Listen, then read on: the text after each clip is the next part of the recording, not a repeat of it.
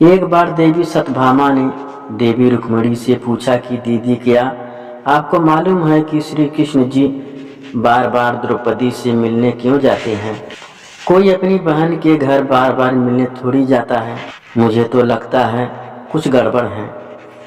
ऐसा क्या है जो बार बार द्रौपदी के घर जाते हैं? तो देवी रुक्मिणी ने कहा, बेकार की बातें मत करो, ये बहन भाई का पवित्र बंधन है। जाओ, जाकर अपना काम करो। ठाकुर जी सब समझ गए और कहीं जाने लगे तो देवी सत्यभामा ने पूछा कि प्रभु, आप कहाँ जा रहे हो?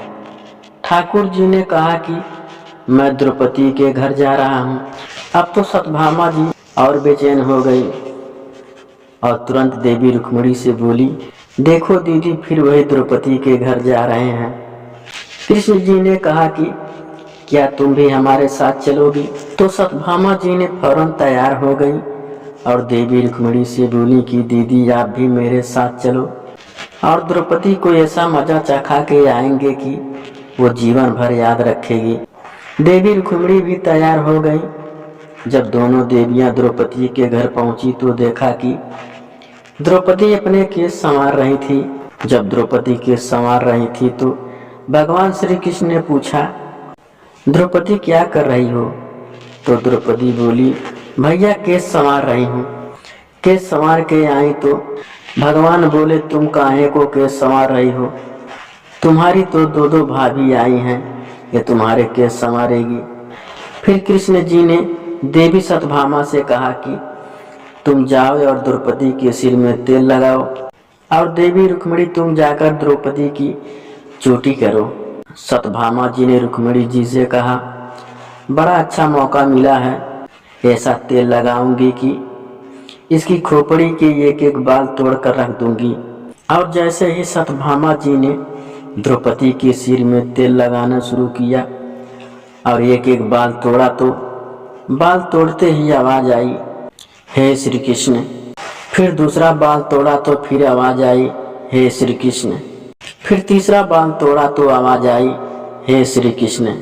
सत्यभामा जी को समझ नहीं आया और देवी रुक्मिणी से पूछा, दीदी, आखिर ऐसी क्या बात है द्रौपदी के मस्तिष्क से जो भी बाल तोड़ती हूँ तो कृष्ण का नाम निकल कर क्यों आता है? रुक्मिणी बोली, मैं तो नहीं जानती। पीछे से भगवान बोले, देवी सत्यभामा, तुम देवी रुक्मिणी से पूछ रही थी कि मैं दौड़ दौड़ कर द्रौपदी के घर क्यों जाता हूँ? क्योंकि पूरे भूमंडल पर, पूरी पृथ्वी पर कोई संत, कोई साधु, कोई सन्यासी, कोई तपस्वी, कोई साधक, कोई उपासक ऐसा नहीं हुआ जिसने एक दिन में 3.5 करोड़ मेरा नाम लिया हो। और द्रौपदी केवल ऐसी है जो एक दिन में 3.5 करोड़ बार मेरा नाम लेती है।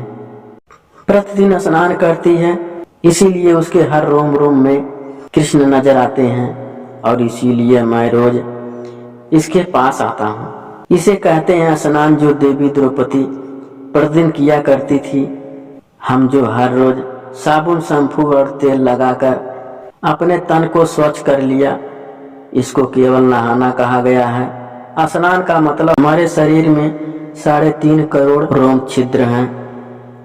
जब नारायण से पूछा गया, ये 3.5 करोड़ रोम छिद्र कर्मों के दिए गए हैं, तो नारायण ने कहा, जब मनुष्य 3.5 करोड़ बार भगवान का नाम ले लेता है तब जीवन में एक बार उसका स्नान हो पाता है। इसको कहते हैं स्नान।